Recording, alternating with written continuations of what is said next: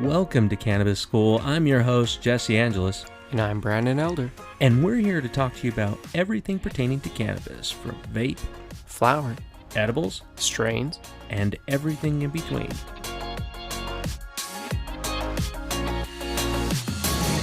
Hey, everybody. Super excited to see you today. Welcome back. Yeah, this has been every single week. Something new, right? We got these interviews coming through. We hope you enjoyed those. We've got more to come, but we're going to be focusing more on cannabis-related individuals. So we're looking at products. We're looking at cultivars. We're looking at so many different places because you guys are everywhere. We have to remember, not everybody lives here. Yeah, we actually got an email from one of our listeners out in Norway. Asking us to do updates on like legalization, things around the world. I actually read something. Crap, now I don't remember what it all was into. Damn cannabis. Yeah, well, I was watching a lot of stuff, but it was talking about how that's what it was. So Snoop Dogg had actually gone to Norway, and he said that there's certain countries around the world you can't smell like cannabis. You can't even have it in your system. So Norway, he was in Norway doing an event, and he was driving around in his bus, and they got pulled over. And the cops came up, instantly walked to Snoop Dogg and said, "Hey, we need you to come downtown with us." They had him hop in the police car. He rode to the police station, and they said, "You're either going to pee in a cup or give us some of your blood." What? Mm-hmm. So they tested him, let him go. 6 months later, he came back. And they basically charged him with like, "Hey, you had cannabis in your system 6 months ago." The fuck? Yeah. Like, you can't even have it in your system. That is so, that sounds like Idaho. Yeah, it does sound like Idaho. Oh my gosh.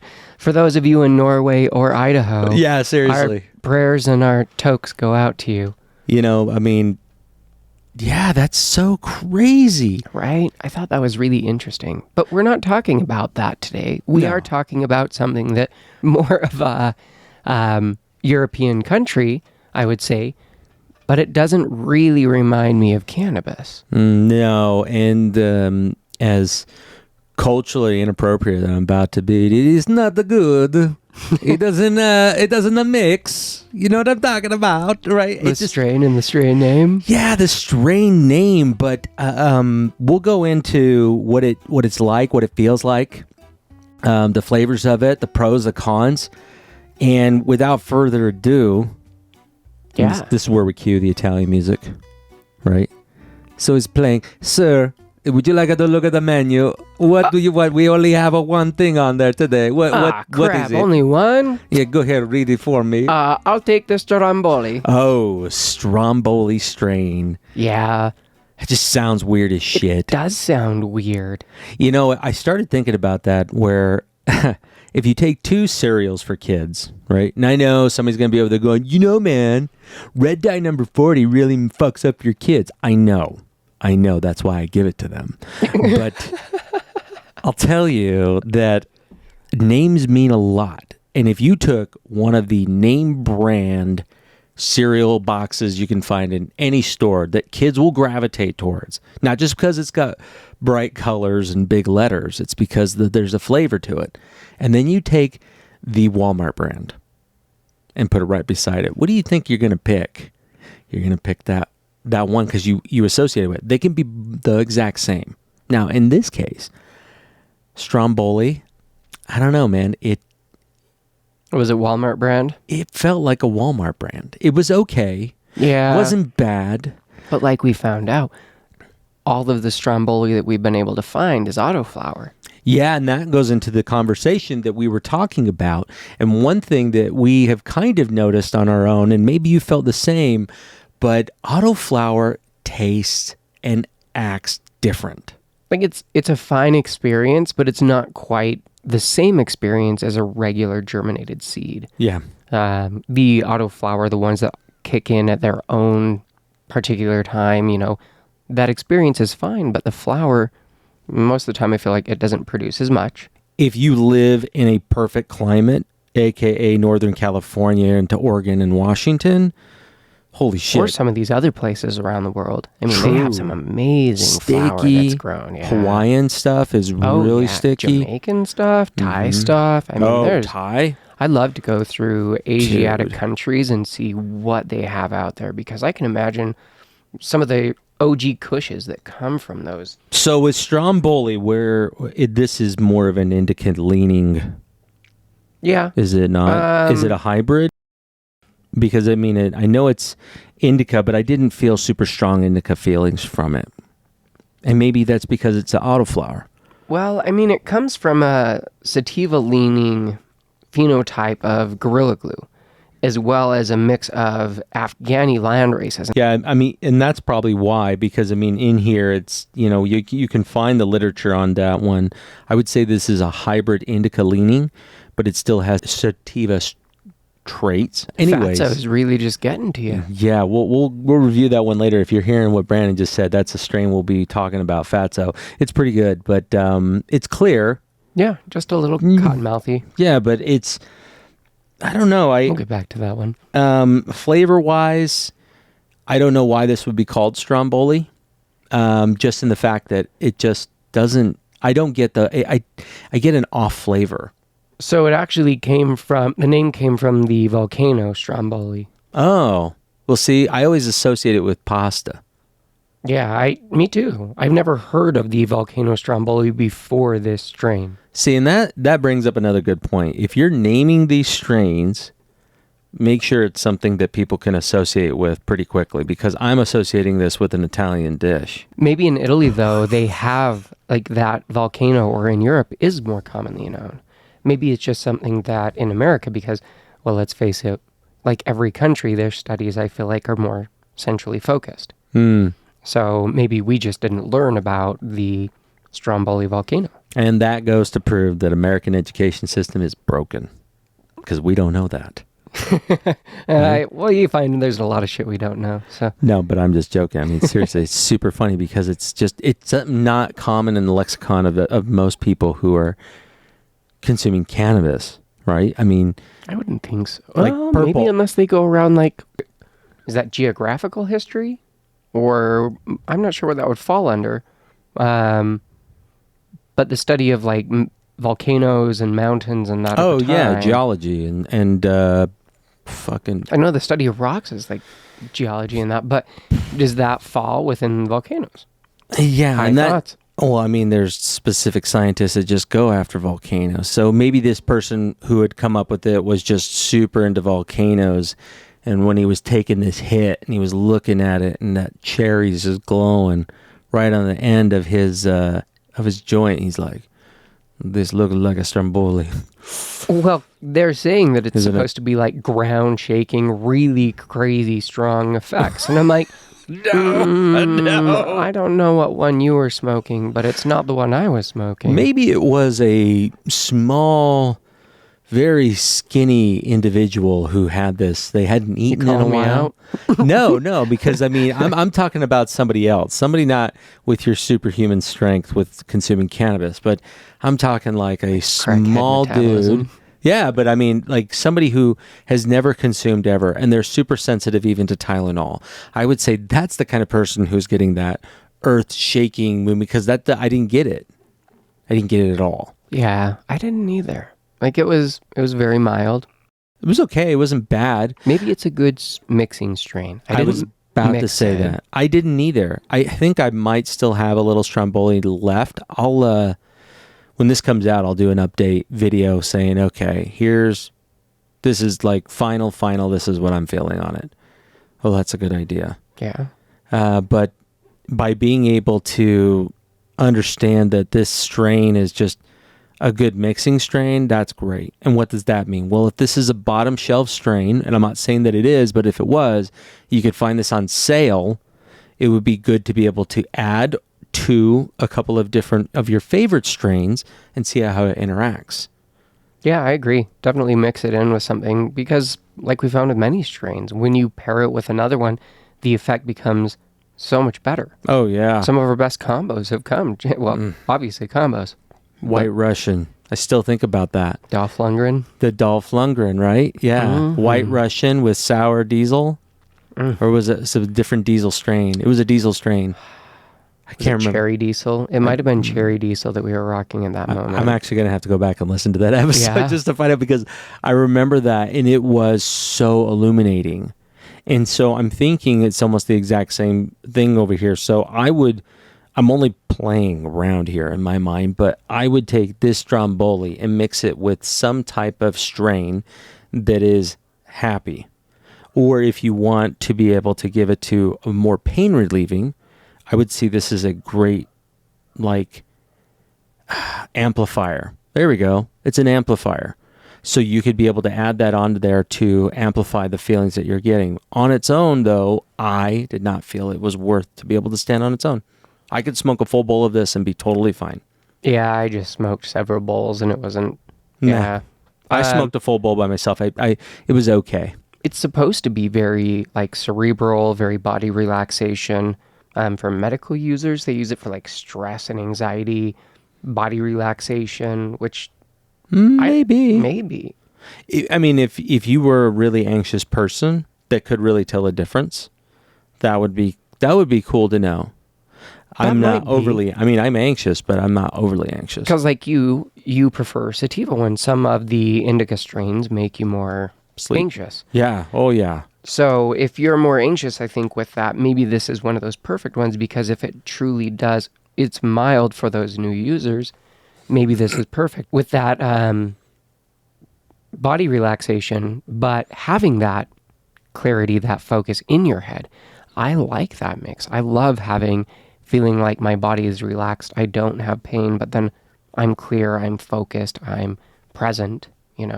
Yeah, I could see that. I think this strain is, like, for me personally, please don't take offense to anybody, but I feel that this strain is like smoking, like, strong CBD. Like, it's seriously how it felt. It felt relaxed. Hot CBD, like something that was over the percentage limit of THC. That's the terminology, hot. But yeah, I like that. But yeah, that's what I would.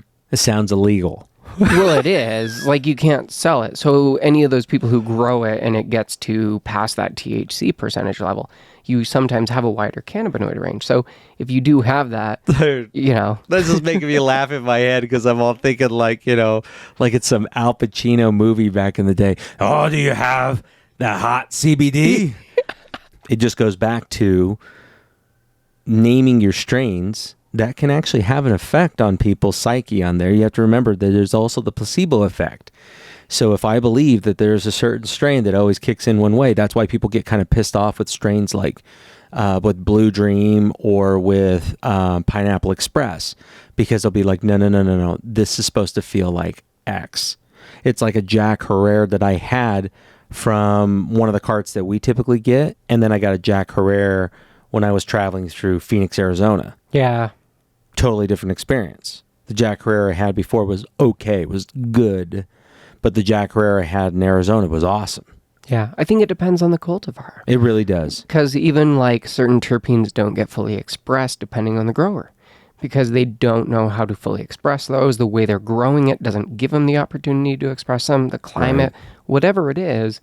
And so, from Arizona to California to Denver out to Norway, out to wherever, you're going to have a different experience probably from region to region or cultivar to cultivar just because of that. Yeah, it's... But that's why it's always good to look at terpenes and cannabinoid profiles. I was surprised. This one's like 24% THC, supposedly. Yeah, right? That's what I thought. I'm like, but once again, THC isn't the whole experience. And it's the cultivar. I mean, it does come down to that. Even though that where we had received that strain from, it's a very reputable source. It's always high quality. Oh, yeah. But it's just not... It just isn't a memorable one for me, though, but a good amplifier. If you're able to add this to certain strains where it can help with anxiety, if you are more of an indica person, going sativa, probably not a great idea for you. you're going to probably be more anxious. This might be an amplifier to be able to help out with that anti-anxiety feeling. But for people like me, where if I smoke a strong indica, I'm going into panic mode. I'm a sleepy panic, which is the worst to be. It's like, So I'm upset, but my eyes look like I'm tired. when you get panicky with an indica, Mm-hmm. is your body not relaxed? It doesn't matter. It doesn't matter if I'm relaxed or if I'm amped. My body just does not do well with really high indica. Well, and here's another thing. I have to back up. The indica strains that I consume that are high THC, I cannot treat them like my sativa. Sativa, I will smoke. Oh Right. yeah, you'll just go on it all day. But an indica, that's where if you got to load a smaller bowl, you got to roll a pin joint, like a small joint. It's maybe a quarter gram, and you smoke that, and everybody be like, bitch, that's nothing. But for me, on the indica side, I'm extremely sensitive to it. So that realization right now is that I cannot smoke it like everything else. I think what I need indicas in is in an edible form. That would make more sense. I love those in an edible form. We've done them before, and they've been great. Yeah, Remember the days of chocolate? Yeah, but now I'm at the days of my dose is too high, even if I don't use edibles very often. Right. So, I mean, it's been probably a good month, 2 months maybe since I've had an edible. Yeah, like I a real haven't. edible. I don't know what it is. I just don't necessarily gravitate towards edibles very much. But there are times for it. I find myself during the summertime consuming way more edibles. Really? I find myself Weird, right? smoking more because I can be outside. I enjoy being outside. You'd think that would be for me. But then I feel like I do more edibles when I'm doing more labor or something physical. If I'm going Yes. out and I'm like, I'm going to go snowboarding and I know, yeah, that's a little bit more physical. My body's going to be a bit sore. I'm going to take 400 milligrams and go snowboard.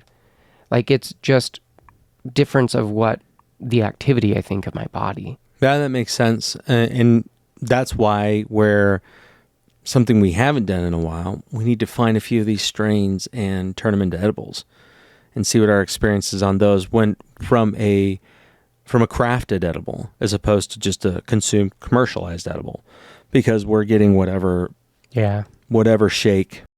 We'll have to do that. Yeah, we'll a couple of these next ones we'll go through and we'll make a couple chocolates or something and Yeah. just test them as Just a edibles. small and amount. We the figure flour out or the whatever. oil.